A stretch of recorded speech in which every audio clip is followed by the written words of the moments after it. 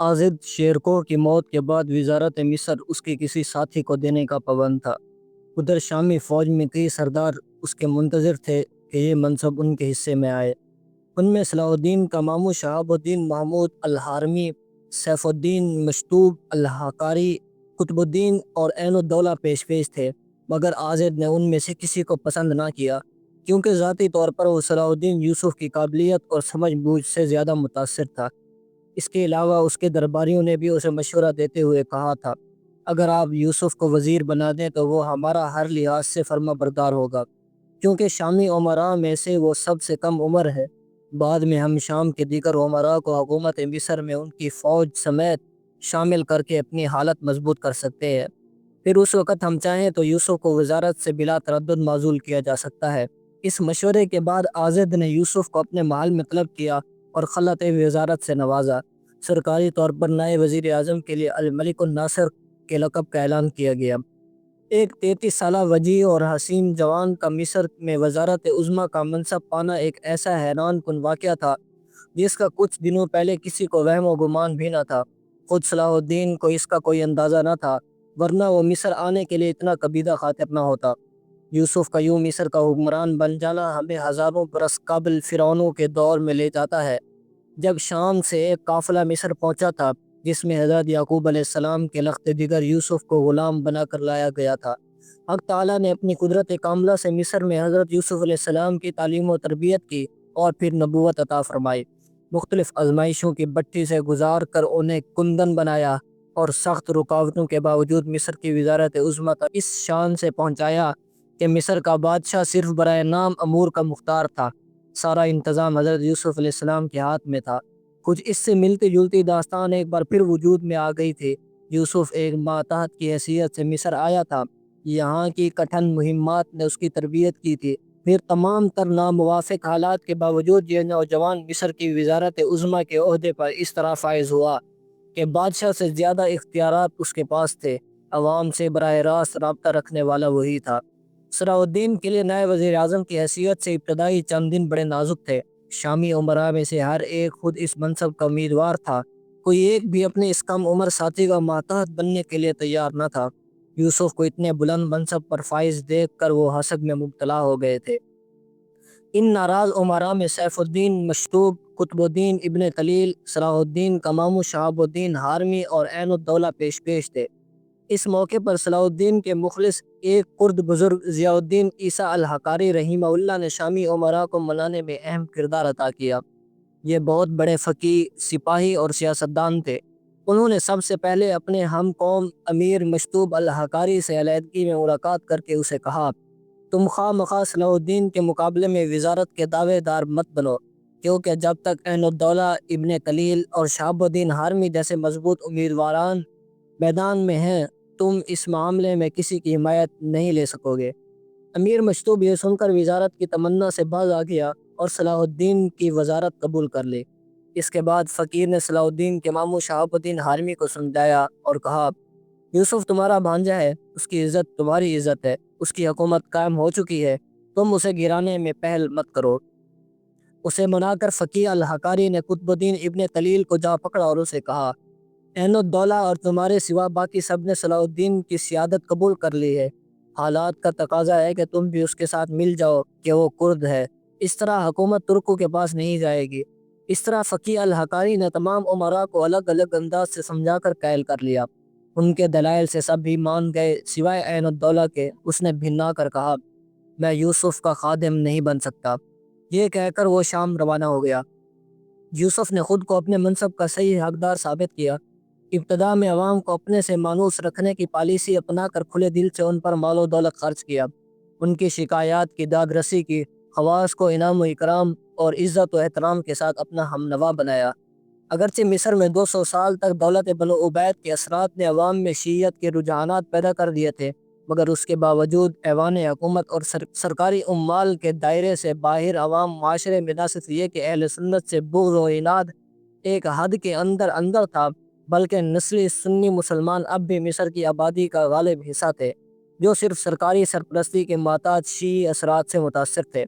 صلاح الدین نے نہایت سمجھداری کا مظاہرہ کرتے ہوئے کسی تفریق کے بغیر ہر طبقے اور نظریے کے لوگوں سے فراخ دلانہ سلوک کیا، جس سے سب کو نائب وزیر اعظم کی وسعت ظرفی کا یقین ہو گیا اور عوام میں اس کی حمایت بڑھنے لگی۔ اب صلاح الدین نے اپنے والد، بھائیوں اور اہل خانہ کو مصر بلانے کی ضرورت محسوس کی، کیونکہ یہاں اتنے بڑے ملک کا نظام چلانے کے لیے اپنے خاندان کے ایسے افراد کے بغیر چارہ کار نہ تھا جن پر ہر وقت اعتماد کیا جا سکے۔ اسے اپنے بزرگوں کے مشوروں کی ضرورت بھی تھی۔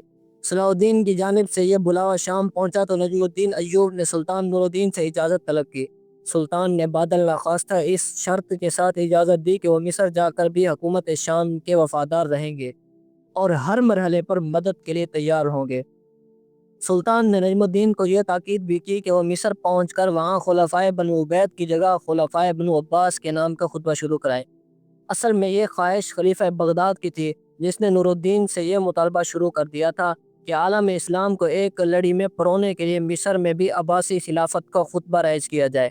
نور الدین زنگی نے صلاح الدین ایوبی کو مراسلے میں اس کی تاکید کر دی تھی، مگر صلاح الدین کو اتنے بڑے اقدام کے لیے شاید کسی مناسب وقت کا انتظار تھا، اس لیے اب تک مصر میں عبیدیوں ہی کے نام کا خطبہ پڑھا جا رہا تھا۔ اس موقع پر سلطان نور الدین کی دور اندیشی، حسن انتظام اور صلاح الدین ایوبی کے لیے خیرخواہی کی ایک عجیب مثال سامنے آئی، جسے المقدسی رحمہ اللہ نے کتاب الروضتین میں ذکر کیا ہے۔ وہ لکھتے ہیں، صلاح الدین کے پاس جانے والوں میں ان کا بڑا بھائی شمس الدولہ توران شاہ بھی شامل تھا۔ سلطان نور الدین نے اسے کہا، اگر تم یہ سوچ کر مصر جا رہے ہو کہ وہاں تمہیں وہی یوسف ملے گا جو تمہارے سامنے ادب سے کھڑا ہوتا تھا اور تم بیٹھے ہوتے تھے، تو ایسی سوچ کے ساتھ وہاں مت جاؤ، ورنہ تم وہاں نظام مملکت خراب کر دو گے۔ تب میں تمہیں بلا کر قرار واقعی سزا دوں گا۔ ہاں، اگر تم اسے میرا قائم مقام تصور کرتے ہوئے اس کی ویسے ہی خدمت کرو جیسے میری کرتے ہو تو جاؤ۔ اس کی کمر مضبوط کرو اور اس کے مقاصد میں اس کے ہاتھ مضبوط کرو۔ یہ سن کر توران شاہ نے عرض کیا، میں اس کی ایسی خدمت اور اطاعت کروں گا کہ انشاءاللہ اس کا چرچہ آپ تک پہنچے گا۔ توران شاہ نے جو کہا وہ کر کر دکھایا۔ سلطان نور الدین کو نجم الدین ایوب کی حفاظت کی اتنی فکر تھی کہ وہ خود سرحد تک ساتھ چلنے کے لیے آمادہ تھے۔ اس دوران نجم الدین ایوب کے مصر جانے کی خبر سن کر شام کے کئی رؤساء اور تجار جو اس کے گرویدہ تھے ساتھ چلنے کے لیے تیار ہو گئے۔ سلطان نور الدین کو مزید اندیشہ ہوا کہ کہیں اتنے اہم افراد پر مشتمل اس قافلے کو راستے میں فرنگی یرغمال نہ بنا لے۔ اس سلسلے میں سب سے زیادہ اندیشہ کرک کے بد فطرت عیسائی حاکم ریجینالڈ سے تھا، جس کا علاقہ شام سے مصر کے راستے پر تھا۔ چنانچہ نور الدین نے آگے بڑھ کر کرک کا محاصرہ کر لیا اور نجم الدین اپنے قافلے کے ساتھ سلامتی کے ساتھ مصر کی طرف نکل گیا۔ اس کے جانے کے بعد نور الدین نے محاصرہ اٹھا لیا۔ نجم الدین ایوب 27 رجب 564 ہجری کو اپنے خاندان کے ساتھ قاہرہ پہنچا۔ صلاح الدین یوسف نے اپنے امراء اور حشم و خدام کے ساتھ شہر سے باہر آ کر باپ کا تاریخی استقبال کیا۔ صدیوں پہلے حضرت یوسف علیہ السلام نے اسی طرح مصر سے باہر آ کر اپنے باپ اور بھائیوں کا استقبال کیا تھا۔ تاریخ اس دن پھر خود کو دہرا رہی تھی۔ سلطان ایوبی کے سوانح نگار قاضی ابن شداد نے بھی اس جانب اشارہ کرتے ہوئے لکھا ہے کہ اپنے والد کو مصر مدعو کرنے سے صلاح الدین کا مقصد یہ تھا کہ ان کی مسرت دوبالا ہو جائے اور یوسف علیہ السلام کے قصے سے ان کی مشابہت پوری ہو جائے۔ نجم الدین عبیدیوں کے دارالحکومت میں اس ساجدھج سے داخل ہوا کہ اس کا بیٹا صلاح الدین اور امرائے مصر اس کے دائیں بائیں پا پیادہ چلے جا رہے تھے۔ آزد کو صلاح الدین کے باپ کی آمد کی خبر ملی تو وہ بھی خلاف دستور استقبال کے لیے باب الفتوح سے باہر نکل کر شجرۃ الاہلیج تک چلا آیا۔ نجم الدین کو الملک الافضل کا لقب دیا اور بہت سے تحائف سے نوازا۔ ایوب نے اپنے بیٹے کو سلطان زنگی کی طرف سے بھیجے گئے عمدہ تحائف کے ساتھ ایک خط بھی دیا جس میں زنگی نے لکھا تھا، مصر میں خلیفہ بغداد کا خطبہ شروع کرانا ایسا کام ہے جس میں جلدی کرنا ضروری ہے تاکہ ہم اس عظیم فضیلت اور بڑی سعادت کو موت آنے اور موقع نکل جانے سے پہلے حاصل کر لیں، خصوصاً ایسی حالت میں کہ خلیفۃ المسلمین خود بھی ان حالات سے مطلع ہوں اور یہ ان کی اہم ترین خواہش ہے۔ اس موقع پر صلاح الدین نے باپ سے کہا، اب یہ حکومت یہ سب کچھ آپ کا ہے، ہم آپ کے ماتحت ہیں۔ بیٹے کی اس سعادت مندی پر نجم الدین ایوب کے دل سے دعائیں نکلی۔ اس نے شفقت بھرے لہجے میں کہا، پیارے بیٹے، اللہ نے تمہیں اس منصب کے لائق سمجھ کر ہی یہ اعزاز بخشا ہے، یہ سب کچھ تمہیں مبارک ہو۔ تاہم صلاح الدین نے مصر کے خزانے کا نظام اپنے والد ہی کے سپرد کیا اور اس بارے میں پھر کبھی پوچھ گچھ نہیں کی۔ مصر میں اب سب صلاح الدین کی وزارت تسلیم کر چکے تھے۔ میدان ہر طرح صاف تھا۔ یہاں سے صلاح الدین کی زندگی ایک نیا موڑ لیتی نظر آتی ہے۔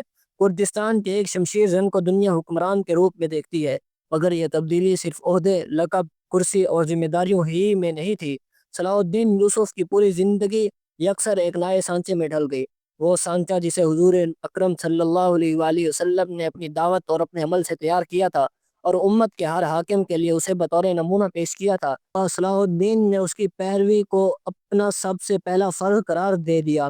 اس تبدیلی نے صلاح الدین کو اس مقام تک پہنچا دیا کہ مسلمان اپنے اس رہنما کو سلطان صلاح الدین ایوبی کہہ کر یاد کرتے ہیں۔